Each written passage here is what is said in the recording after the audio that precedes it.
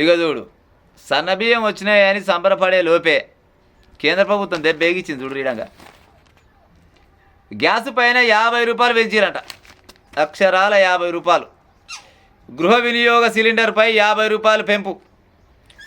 రాష్ట్రంలో 91 లక్షల కుటుంబాలపైన ప్రభావం పడుతుంది. 31 లక్షల మంది మహాలక్ష్మి లబ్ధిదారులకు ఊరట, వారిపైన భారం ఉండదని సర్కారు నిర్ణయం చేసిందట. ఇంకా నయం వాళ్ళని విడిచిపెట్టిరు. అందరికీ 91 లక్షలు కాదు, రాష్ట్రంలో ఎంతమంది ఊరో అంతమంది మీద భారం పడ్డా కానీ వాళ్ళకైతే శ్రమదానం రాదు, వాళ్ళకి హానికరం ఉండదు. ఈ బండి సంజయ్ అన్న చెప్తాడు ముచ్చట, రాష్ట్ర ప్రభుత్వమే ఇస్తుందా సన్నబియ్యం, మేము ఇస్తలేము, మా కేంద్రకి వెళ్ళి పాయలు వస్తలేవు అని ఆయన అంటాడు. వీళ్ళేమంటారు, మొత్తం మా రాష్ట్రం వేసింది వీళ్ళు అంటారు.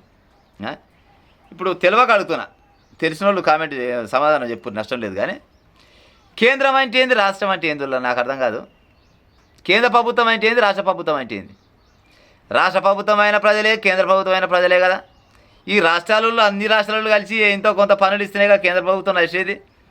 మరి కేంద్ర ప్రభుత్వం మా జేబులోకి వెళ్ళిస్తున్నామంటే నరేంద్ర మోడీ జేబులోకి వెళ్ళిస్తుండా, అమిత్ షా జేబులోకి వెళ్ళిస్తుండా, లేకపోతే బండి సంజయ్ జైలుకి వెళ్ళిస్తుండా, లేకపోతే రేవంత్ రెడ్డి జైలుకి వెళ్ళిస్తుండా, లేకపోతే బయట విక్రమార్క జైలుకి వెళ్ళిస్తుండా?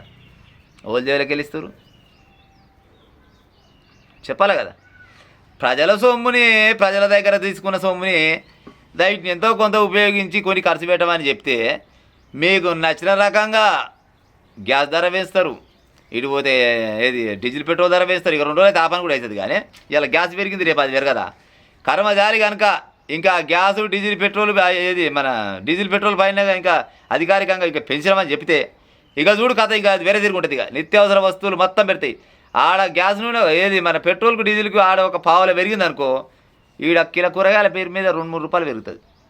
ఆడ పావులే పెడితే మాత్రం ఈడ 3 రూపాయలు అవుతుంది కావా? ఇక వస్తుంటే తీరా ఏది వండుకుంటే గిట్లకి తెచ్చుకునే టైం కల్లా ఒక్కొక్క దానిపైన 3-4 రూపాయల లోడ్ పడుతుంది. మళ్ళీ మీదంగా అంటారు మేము ఇస్తున్నాం. ఎవరింట్లోకి వెళ్ళి ఇస్తురే నాకు అర్థం కాదు. కానీ ఎవరింటికి వెళ్ళి ఇస్తురు చెప్పురి? ఎవరి జేబులోకి వెళ్ళి అన్న రూపాయి పెట్టినోడు ఉన్నాడా? ఏంటన్నా ఒక గుంట భూమికి తాకట్టు పెట్టో లేకపోతే కుదబెట్టో ఏమంటారు అమ్మేసో జనాలకు సాయం చేసిన లీడర్లు వాళ్ళు ఉన్నారా? ఇంకా జనాల సొమ్ము తీసుకొని ఎకరాల కొద్దిగా భూములు కొనుక్కున్నాడు తప్ప వాళ్ళే ఉన్నారు తప్పితే ఎవరన్నా జనాలకు సాయం చేసినట్టు ఉన్నాడా ఈ కాలానే చెప్పురి? 50 రూపాయలు వేస్తారు. ఎండలు పాడే ఎండలు కొట్టి ఈడికే పని లేక అంతా పాతగోడల పోయింటి, ఆ కమల గుడిసెల పోయింటి, చెట్ల కింద అంతా కూర్చొని అమ్మలక్కలు కానీ అయ్యలు కానీ అట్లా కూర్చొని ఏదో టైంపాస్ ముచ్చట పెడుతున్నారు. ఎట్ట కడుతుందా ఈ 3 నెలలు అనే ఆలకుంటే మీరు మంచిగా ఢిల్లీలో ఏసీలో కూర్చొని ఏకంగా గ్యాస్ మీద 50 రూపాయలు పెంచారు. ఏం పనికి పెంచారు మీరు చెప్పురి? ఏంటి తక్కువైనా మీకు జీతాలు వస్తలేవా? లేకపోతే కమిషన్లు ఏమో తక్కువ అవుతున్నాయా? ఏం పనికి పెంచారు చెప్పురు మీరు? అడగరా జనాలకి ఇట్లానే? ఏమనంటే మేము దేశం కోసం చేస్తాం, మేము ధర్మం కోసం చేస్తున్నాం. ఇదేనా దేశం కోసం ధర్మం కోసం అంటే?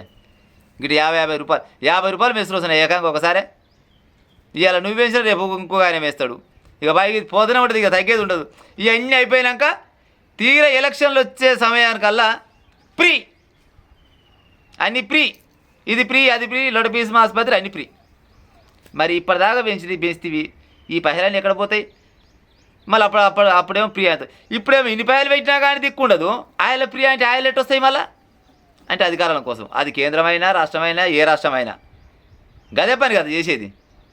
గిట్ట ఏమైనా జనాల సొమ్ము తింటందుకు ఏక నెంబర్ ఉండి భారతదేశంలో. ఇక ప్రపంచ దేశాల్లో ఎట్టులో నాకు తెలియదు. కానీ భారతదేశంలో మాత్రం ఉత్తప్పుడేమో ఇవాళనేమో ఇంత ధర పెంచిండు, తీరా ఎలక్షన్ల టైం వస్తారు కల్లా ఒక్కసారి 300-400 తగ్గుతుంది. మరి ఇవాళనేమో గింత పిరమిడ్ అవుతుంది, గాయాలనేమో గత తగ్గుతుంది. అంటే అధికారం అంతే కదా. ఇగో గిట్లా ఉన్నది ఇలా కథ చూడరి ప్రజలారా. మీరు ఎవరిని నమ్మాలి, ఏ ప్రభుత్వాన్ని నమ్మాలి, ఏం కథ ఏం తెరసలేకపోతే పాడవుతుంది. ఎక్సైజ్ సుంకం పెంపుతో సర్కారుకు 32,000 కోట్లు అంతర్జాతీయ మార్కెట్ ధరను బట్టి గ్యాస్ ధర పెంచామన్న కేంద్ర మంత్రి. ఇక మీరు పెంచుతూనే ఉంటే మిమ్మల్ని అడిగేది ఇక్కేలేదు, ఎవ్వరు అడిగేది. ఏమైనా కానీ ఇట్లా ఆడోళ్ళు కూర్చొని ఏం చేస్తాం చెప్పురి? అధికారం మొత్తం పెద్ద మనుషుల చేతులలో ఉంది. మనం ఏమైనా ఓట్లు వేసి అయిపోయాయి. ఇక ఓట్లు ఎక్కడివి? ఇక ఇంటకింటే అదేది ఇక సర్పంచ్ ఎలక్షన్లు ముందుగా ఉన్నాయేమో కానీ ఆ సర్పంచ్ ఎలక్షన్లు పాడైపోను. అవి ఇప్పుడు అందులో వచ్చకాలం లేదు, సచ్చకాలం లేదు. అవి ఉన్నా కానీ అదేదో ముఖం చూసి ఓట్లు వేస్తారు. కానీ అది పార్టీ సింబల్ మీద వేసేది ఉన్నది. కానీ ఇగో గట్ట ఉన్నది అమలాకరు. ఆ 2 అదేది సన్నబియ్యం తెచ్చుకోలేదు, ఉడకబెట్టుకోలేదు. కానీ గ్యాస్ మాత్రం 50 రూపాయలు పెరిగిందంట. ఇక చూడు మరి ఉంటా మరి ఇక.